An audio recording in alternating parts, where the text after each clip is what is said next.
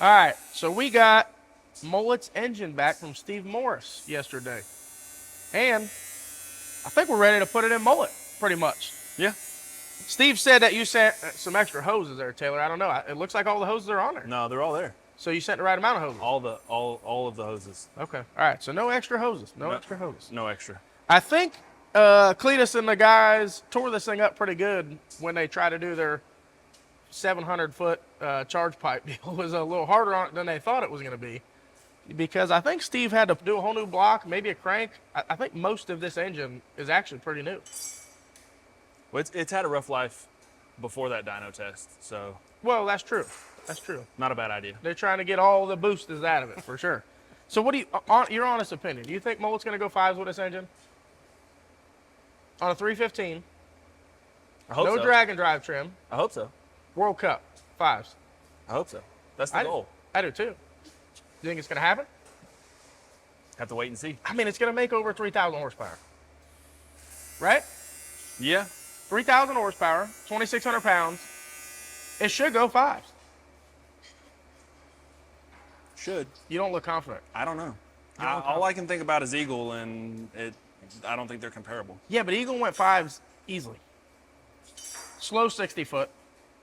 We're going to have to go about 9 numbers faster than 60 foot with Mullet than Eagle did. So we're going to be way faster than 60 foot, way faster to the middle. It may lack a few horsepower at the back, but it's also going to have the right gearing. Eagle only had enough gearing to go like 1,000 feet, so you got to see that too.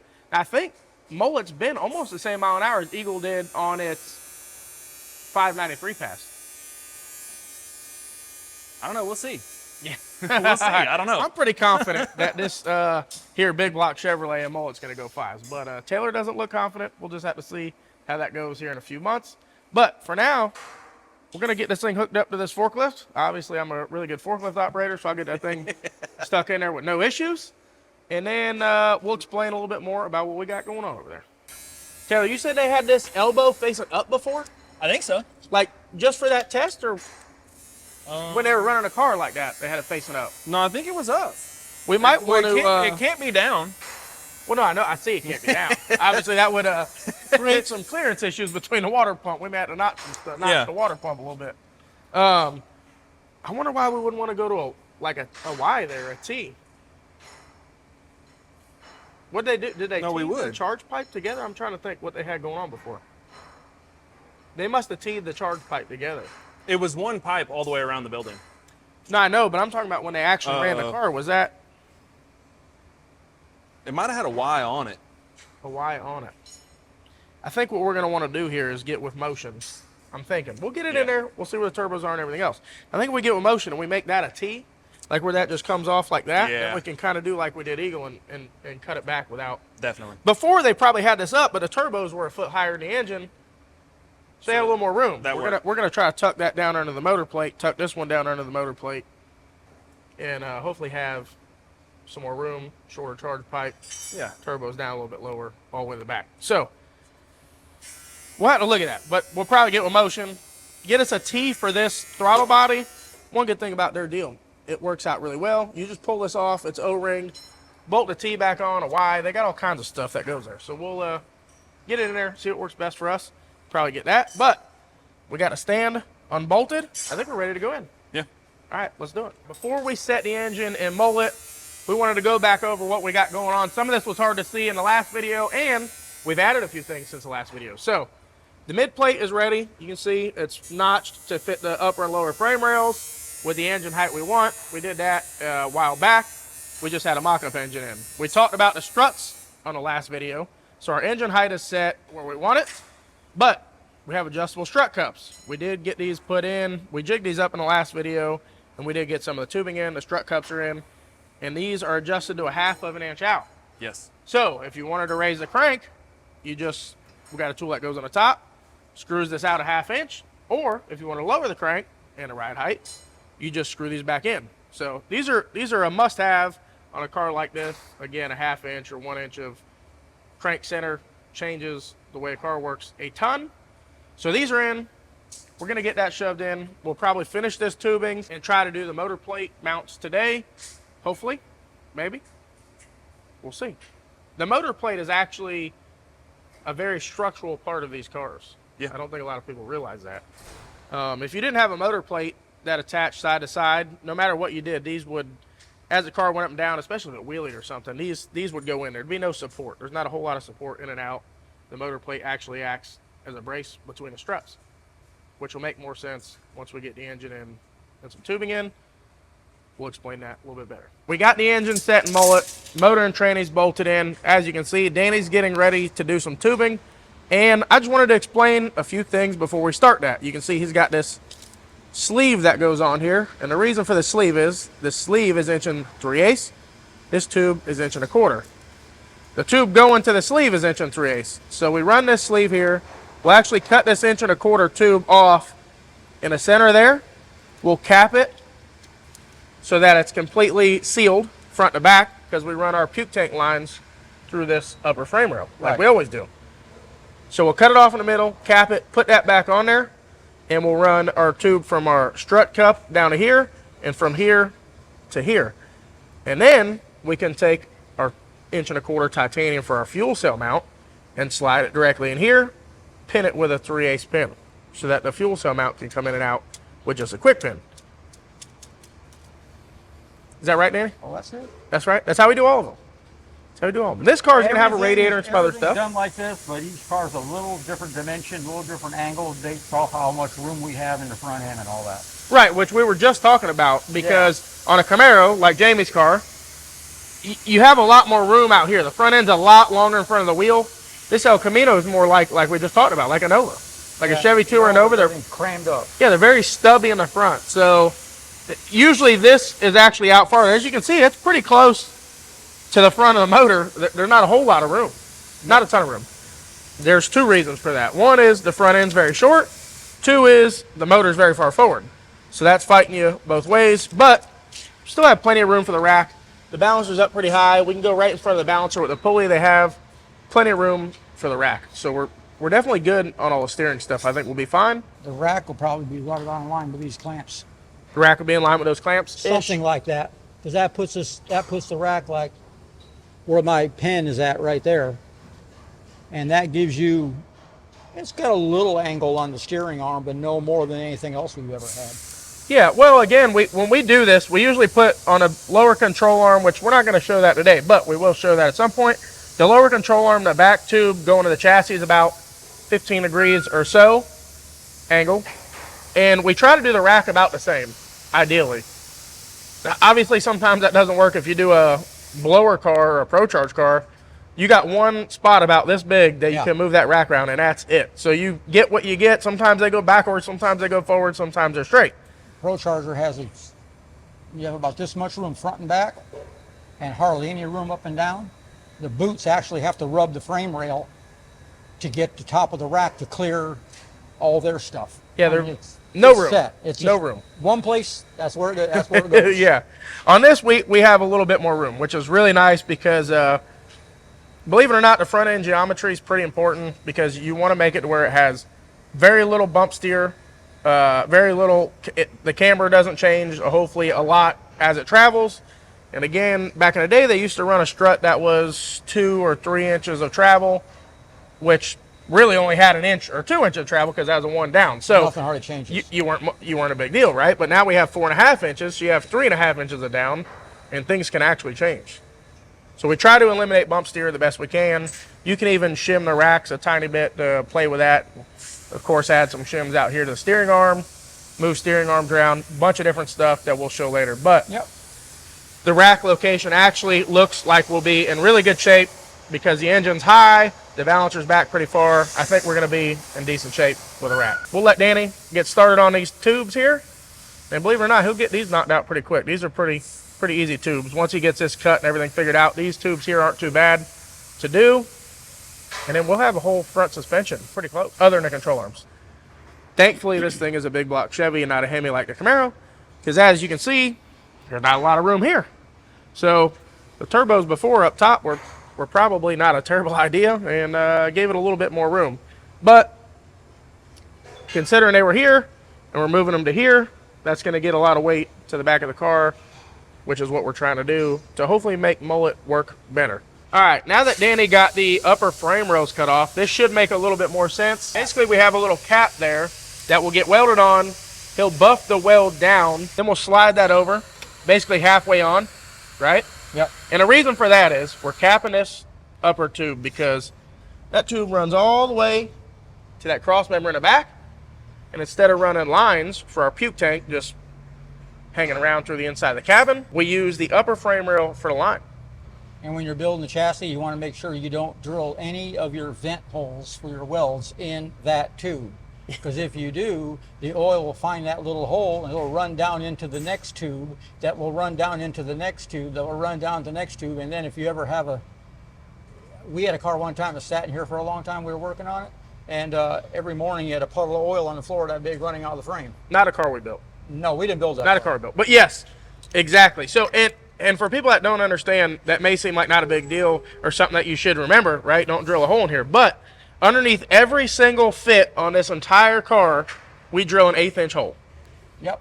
So to remember not to drill a hole in this upper frame rail with all the laddering that goes to that upper frame rail is actually sometimes difficult, especially if you're just jamming tubes in there and trying to get stuff knocked out. Sometimes you don't think about it. But I think we've done pretty good. And if we never have drilled a hole, we filled it back up. After 4.5 years, I've kind of learned to make sure I put a hole there. Yeah. There is a way around it when you weld it. If you don't put a hole, you can drill a hole right in the very corner while you're welding it, and then you can kind of get rid of the hole. But every one of the welders I work with always asks me, "Did you drill a hole? Did you drill a hole?" Yeah, there's a hole there. We self-police each other. We help each other remind each other. So that works out. When you're old and you forget things once in a while, you need somebody to remind you what's going on. Danny, I don't know if this makes you feel any better, but I'm not as old and I still forget everything. So I'm glad to hear you say that. yeah. All right, so what he's going to do, we're going to cap this, buff it down, put this on right in the middle, and then we'll tack this side. And like I said, that still leaves enough room for our titanium front to slide in. So normally we just do a fuel cell mount, but with this car, the front titanium will probably also mount a radiator at some point. That way all that stuff's removable. If he wants to race it, we can just unpin the radiator. That's a little different. Yeah, so it'll be a little different up front. Still the same concept, but again, this is going to be a race car and a drag and drive car. So there's going to be some little differences, which I'm excited about because at some point we'll have to do all that stuff on James's Camaro, pretty similar to this. All right, Danny's got the 2 lower tubes fit in. Taylor got them tacked. And something I wanted to go over that really applies to the entire car, but as Danny's dialing in this upper strut bar here, I figured it was a good time to talk about it. As you can see, the lower tube is basically in line with the upper tube. And the reason for that is you don't want the lower tube, right, touching your upper frame rail. And again, this goes to any part in the car. If we have a tube and you're going to have an extruder diagonal through it on the other side of the tube, you want that tube in line. Yeah, you want it to flow. You want it in line because, well, for one, if you have 2 offset tubes and they're pushing on that tube, it could flex it. Like if this tube was here, right, and it was pushing down, it could try to flex that potentially. Yep. Again, up here we have a bunch of laddering and stuff, but like for our door bars, the door X's, the roof X's, any X's in the rear, any of that kind of stuff, you want the tubes in line. Even you can see where the A-pillars meet the strut bar, the door bars meet the dash bar. Anything you can do, you want to keep as much flex out of it as possible. You want it to be strong, and that's one way you do it. Plus, it looks good. If it doesn't line up, it looks like you just threw it in there and, all right, it fits good enough, send it. It's always function over form, but if you can have both, that's what you want. We definitely try for both. Yes, we do. We definitely try for both on everything we do. And again, just want to touch on that. Danny, that fits. I don't know if that's acceptable, to be honest. That's actually pretty good. No, I'm just kidding. It looks great. Looks great. He's got that fit up here. I didn't need the 1/8 inch and an 1/8 notcher either. Oh. Now see, now they're gonna be my comments. We're gonna have to buy one tomorrow. We're gonna have to buy. Forget about the inch. We're gonna have to buy another 1 1/8 notcher, even though we had one the whole time. Danny just couldn't find it. The whole time it was all hidden under a bunch of stuff. Nobody ever used it, and I found it one day. After he got me in trouble with like 300,000 people on here. Something else to point out: the strut cup's pretty tall. We always run the tubes to the top of the strut cup. And the reason for that is easier to get to the spanner here. So that way your spanner wrench is out of the way for one. And for two, depending on how long your strut is, this strut's pretty long, so we wouldn't have that issue. But a 26-inch tire, 13 inches up from center, you turn that wheel, and you got this fit down to the bottom. It's possible that tire hits under compression. Yes. So to avoid all of that, give us more room in general, we move the tubes all the way up to the top of this truck cup. Yeah, that fit's not going to work either, Danny. Must be getting late in the day. That's terrible. No, actually, I'm on a roll right now. I'm just kidding. All right, so we got this one in. He's going to work on this tube, and then the next thing we're going to do is the tubes for the motor plate. And there's a little trick that Danny does on those too that I'm going to point out. A little trick on the motor plate tube you do. See, Danny doesn't remember. I'm going to have to remind him here in a minute. You're talking about lining it up with the center of the tube? That's right. When you're all done? Yep. Okay.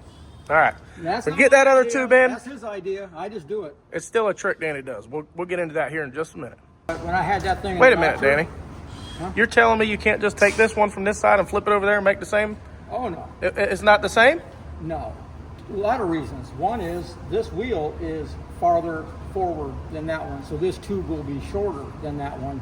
Plus, this tube, instead of being like this, it's now like this, which you can see does not line up with that at all, because that's the way it would be. To see now, you see what we've got down here. That's a gap there. That one is not going to work. When we put this in the notcher and make this notch, I put a tube in here and I put an angle finder on it. I'm betting money that all I got to do is switch that tube over like that and put the same tube in there, and it'll still be the same degree, but then that'll line this notch where it needs to be.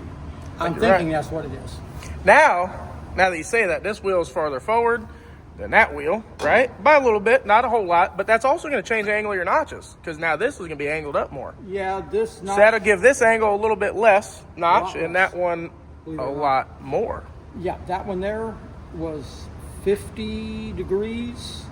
This one here is showing a gap of about this much on the inside, and that much is probably a good 5 or 6 degrees less. So that'll be like 45 or 44 degrees. This one wound up being 32, but now that one's going to wind up being probably 36 or 37. Yeah, so definitely different side to side. Yeah, you get close. No, it's definitely a tricky tube. Again, like you said, if you were fitting a tube like this tube here, right, the angles aren't going to change no matter what. You keep notching it till it fits in there. No big deal. With this one, as you get in there, you're kind of rocking both sides, and the angles change as you get closer, and it's a little tricky. The good thing about this too is if you look at it, it angles like this. So your tube, when it's up here, you can see how close the notch is getting. As you notch it, it goes down, but it's not like if you were coming up to where all of a sudden now you got a big gap. You can get it so it fits close and just cut a little bit, it'll drop. Cut a little bit more, it'll drop. So you just work it down in there. Something like this, it'll go in and it'll be on an angle, or it won't go in, and you got to knock it in with a hammer. And when you do, once it gets past center, it will actually shorten.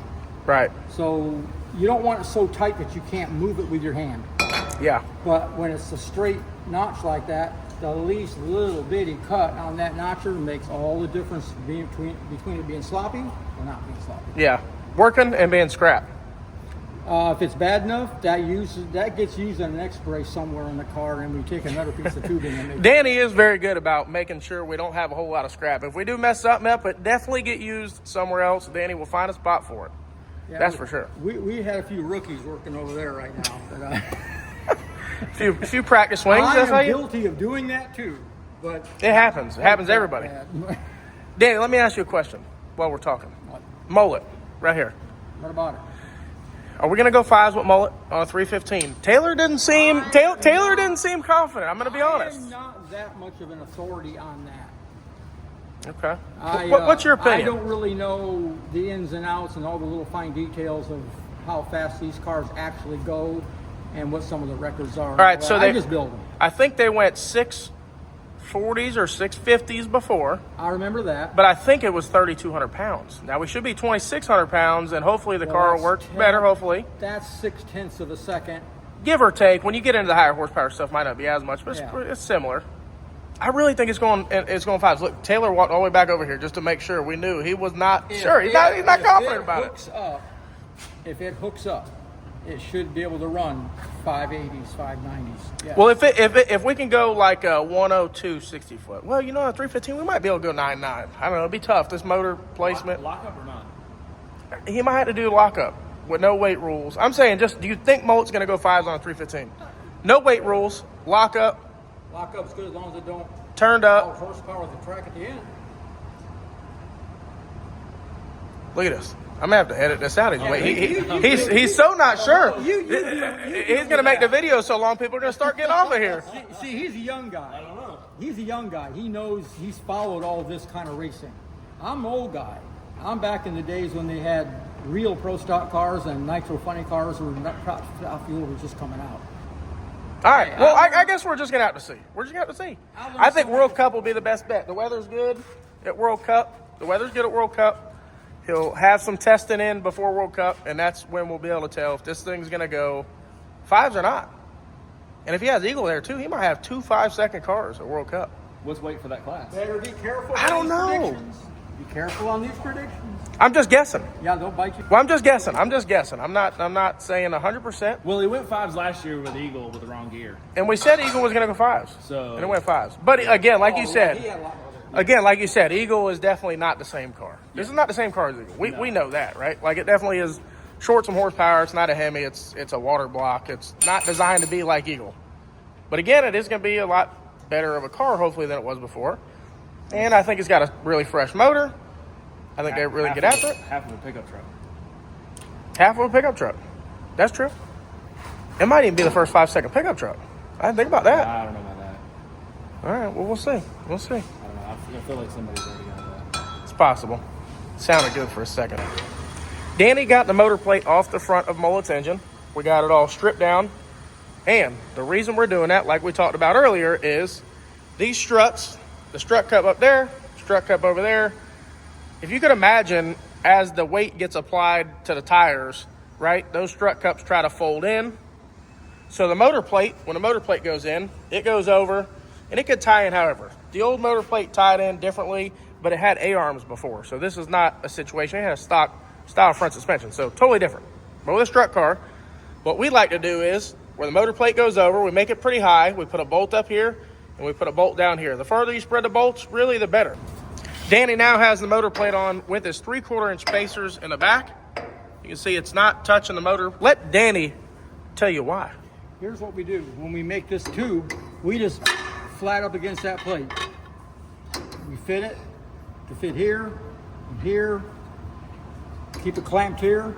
And when we get all that done, we take a magic marker, or take a Sharpie or reach marker, whatever you want to call it, and you draw a line right along this tube back there. So this is just a little bit above this tube.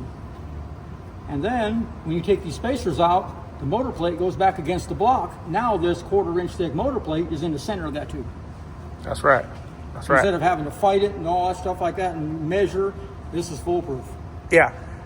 So, again, you could bolt this straight to the block, and then you could fit your tube like you just said, and then what you would have is a motor plate on the front of the tube. But if you get the motor plate to the center of the tube, it's in line even better. It's strong as it could be. It's stronger. And it looks good. Looks better. Man, it looks good, Danny. Yeah. Because if you do it like this, you basically can have a 16th inch gap between the motor plate and the tube, and it's perfect. Whereas you stick it out front, it looks like it's hanging over, or you put it a 1/4 of the way back, it's in a radius, and that looks kind of goofy too. So This is the way we do all of them. I think it's stronger. I think it looks better, and that's the way we're going to do the rest of them. Once we get this in, spacers out, this is back where it's going to go. Then we custom cut one of these things that will weld on top of this, and there'll be a bolt hole like down here somewhere, and there'll be a bolt hole up in this general. Yeah, it'll be spread apart that far. Be pretty similar. And that's what actually bolts that to it. See, that's what he was talking, as Cameron's talking about. You could have it like that.